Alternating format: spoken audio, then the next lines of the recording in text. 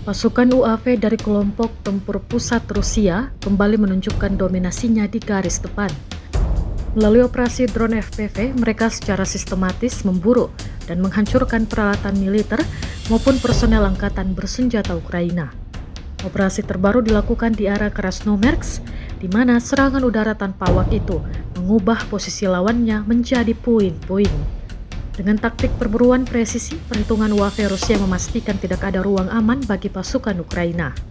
Dalam laporan resmi, hasil penghancuran yang dicapai meliputi personel angkatan bersenjata Ukraina, 4 kendaraan bermuatan bahan bakar, 4 kendaraan angkatan bersenjata Ukraina, 1 sistem artileri, 1 NRK, 2 UAV Baba Yaga, 2 bunker pertahanan angkatan bersenjata Ukraina, 1 radar, 1 unit tank, dan 4 antena komunikasi. Keberhasilan operasi ini disebut sebagai bagian dari strategi ofensif kelompok pusat yang terus menekan pertahanan Ukraina secara terukur dan konsisten.